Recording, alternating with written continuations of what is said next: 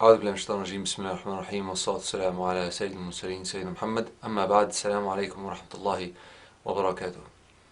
Sayyidina Ibrahim, his story is magnificent. And when I say his story, actually there are many stories, all within his life. And each one of them is a spectacular feat of tawakkul, a spectacular feat of reliance upon Allah subhanahu wa ta'ala. When I usually talk about the nafs and what it takes in order to overcome the nafs or the self, to overcome your desires and whims. I always break down all of your feelings and all of your desires into three basic desires. The first is the desire to control, the second is the desire for approval, and the third is the desire for security. Now I'm going to go through the story, or the first part of Sayyidina Ibrahim's story when he was a little child. And as I do so, please focus in on these three desires and ask yourself, how do people usually respond in these situations, firstly? And secondly, ask yourself, what is it that he did that was so spectacular that allows us to see that he is not desiring control, he's not desiring approval, he's not desiring security, he is only desiring the pleasure of Allah subhanahu wa ta'ala. So as I go through this story, please bear that in mind. Now when it comes to control, sometimes we desire for us to control, and other times we desire to be controlled. So every time we have an addiction, or every time we think that something happens, therefore we must, then that means we desire to be controlled. Seduction is a desire to be controlled. Just fitting in and going with the crowd is a desire to be controlled. Every time you get a feeling that you think you can't control and it overpowers you and overwhelms you, that's a desire to be controlled. With regards to approval, sometimes you want other people's approval, but sometimes we want their disapproval as well. Okay, and it's all the same desire. It's all the same desire, because it's like with attention seeking. Sometimes you want positive attention, but if you can't get that, well, then we want negative attention. Notice how Sayyidina Ibrahim, he doesn't want their disapproval. He doesn't want to go just annoy them like that. He doesn't want to do that. In fact, he comes up with ingenious strategies in order to teach people and change their belief systems. Whether they change or not is a different story. And with regards to lacking security, sometimes we want security, and sometimes we want lack of security. We want that excitement that comes with the unknown, that excitement of just creating problems for the sake of it and seeing what happens. So notice how Sayyidina Ibrahim doesn't fall into either the wanting or the not wanting of either one of these three desires. So Sayyidina Ibrahim is born into a very dark time. He's born into a time where there are three types of kufr. The first is that people worship planets. The second is that people worship idols. And the third is that people worship other people, rulers and kings, etc. So it's a very, very dark time. To add to that, Ibrahim a.s. is born into a family where the main breadwinner sculpts and creates these idols. So there are narrations to say that this main breadwinner was his father. There are narrations to say that it was his paternal uncle. It doesn't really matter for the scope of what we are going to say. And inshallah from now on I'll just describe him as the breadwinner. So the breadwinner expected for Sayyidina Ibrahim to follow in his footsteps. He expected that, for Sayyidina Ibrahim to be his apprentice and then later on to take the family business forward. But subhanAllah, Sayyidina Ibrahim did not want to do that. Now he could have stayed quiet. Sayyidina Ibrahim disbelieved in all of this kufr. He 100% thought that it was wrong. He could have just stayed quiet. But instead, he speaks out for the sake of the truth. And there's a lesson for us straight away. He speaks out as opposed to staying quiet. And he asks his father a few questions, and his father begins to doubt where his loyalties are. In Britain, they used to ask us, and to some extent they still do, are you Muslim first or are you British first? And it was such a stupid question. But again, our loyalties were being doubted. And the same thing here, where Sayyidina Ibrahim's father is doubting his loyalties, because Sayyidina Ibrahim is asking good questions, questions that make you think. And when people are enshrouded with darkness, they want to be controlled.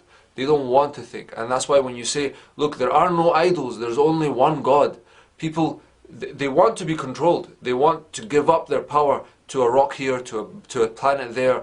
So when you say that to them, they want to be controlled, and so they fight you back. SubhanAllah, you think you're giving them freedom, but in actual fact they want to be controlled. So Sayyidina Ibrahim starts to speak out, and he begins to get himself a reputation as being someone mischievous and someone who doesn't quite do the right thing. So he starts off by speaking to those people that worship the planets. So he goes one day and he, in front of them at night, and he says, "Oh look, there's the moon. It's quite big and bright. Maybe that's my Lord." And then he comes in the morning in front of the same people and he says, "The moon's gone. I don't like things that come and things that go. Maybe that's not my Lord. Maybe it's the sun. Look, it's even bigger and brighter than the moon. That's my Lord." And then obviously he comes later on when the sun has disappeared and says, "It's gone as well. I don't like these things that come and go." Now there are only two things to choose from when it comes to looking up into the sky really and seeing something that's big and bright, either the moon or the sun. So he disqualified both of these things. Now what was he doing? SubhanAllah, look at his total control and how he does not want to just go in there and say, "You guys are idiots, you guys don't know what you're talking about." He doesn't seek their lack of approval. He doesn't want negative attention seeking. He doesn't want that. He's very, very, very, very, very subtly mocking their belief systems. Not them, but their belief systems. He's saying to them, how is it that you can believe in something that isn't there all the time? Isn't that, you're kind of betting on something that's only 50-50. Also with regards to control, he doesn't go in there and take them by the neck and start controlling. No, he just does what needs to be done in order to create the space in order for them to realize where they're going wrong. And if they choose, then they can step out of that. So can you see how, subhanAllah, the way that he does this is just ingenious. Now, he builds for himself a little reputation. He's someone that asks difficult questions, but that's okay because there's another two types of kufr available. So people don't really see him as a threat. He might just hate worshipping planets, but maybe idols or rulers he would like. So people don't really do much about it. Plus he didn't do anything really offensive or huge or major. He just asked questions or played a little play on them. So he goes now to those people who worship idols. And there was an event where they used to worship, and Ibrahim a.s. said something a little out of place, or at least they thought so. And so Ibrahim's father or uncle, the breadwinner of the household, he shushed him and took him home, saying that he was ill or he didn't know what he was saying, he was too young or something like this. Now that night Ibrahim a.s. took an axe or a hammer, a sledgehammer, and he went to this place of worship and he broke all of the idols, as we all know, except for the biggest one. And then he put the hammer or the sledgehammer or the axe into the hands of the biggest idol.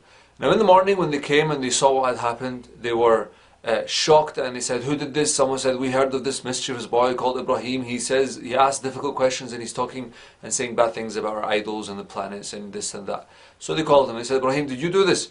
Ibrahim looked up and he said, "The guy, the biggest idol is holding an axe. Maybe you should ask the biggest idol, maybe he did it." Now just then the clouds parted, okay? Some light came through the darkness and their belief systems shattered.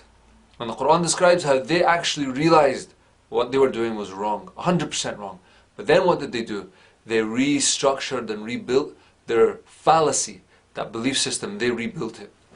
Now, what messages was Sayyidina Ibrahim trying to send to these people? First of all, you know and I know that this idol doesn't do anything. It can't, even pick up the axe if it fell. Never mind fight all of the other idols. The second message is, if you're going to worship something, why not just worship the most powerful thing? Why worship all of the things around it? The message he was sending, the second message was, what if the biggest god or idol were to fight or get angry with all the smaller ones? That would be a problem, right? And then there would only be one left. And then the biggest idol would come after you because you worshipped all the smaller idols as well. So he was sending them message after message after message. Again, he did not want them to disapprove of him. This is not why he's doing it. He's not doing it for negative attention seeking. If he was, he would have said, "Yeah, it was me, so what are you going to do about it?" He didn't do that. Instead, he asked them a further question, another question, and the question was, look, it was the bigger one. Why don't you ask the biggest idol? Now he didn't want to control them either. But he took matters to his own hands because he had already spoken to his father and he had already spoken to others. And not just those that worship planets, but others who worship idols, and nothing came out of it. So Sayyidina Ibrahim decided to take more control of the situation. So you see, he doesn't lack control, he doesn't lack approval, and he's not afraid, he doesn't lack security. SubhanAllah, he stands there, you think this was Khalid ibn Walid or Omar, right? Standing, a huge man, standing fully grown with weapons in his hands, speaking to his enemies. No, this is a young man, a young boy, speaking not only to the breadwinner, but to all of the people in this place of worship. Now you know what happens next. They build a huge fire. This fire is so big that even the birds flying above fall into the flames of this fire because they're so large, and the fire, the heat from the fire rises up so much. So they have to catapult Sayyidina Ibrahim into the fire. Now tomorrow we're going to be talking about the next episode where Ibrahim alayhi salam shows us one of the most spectacular feats of tawakkul, reliance on Allah subhanahu wa ta'ala, that anyone has ever done. And subhanAllah, the whole story of Sayyidina Ibrahim is filled with these spectacular feats. But I think once you know about what we will be talking about tomorrow and what happens on his way to the fire, you will be very, very, very shocked. Remember, this is still a young man. Most narrations say he's younger than 11 years old when all of this is happening.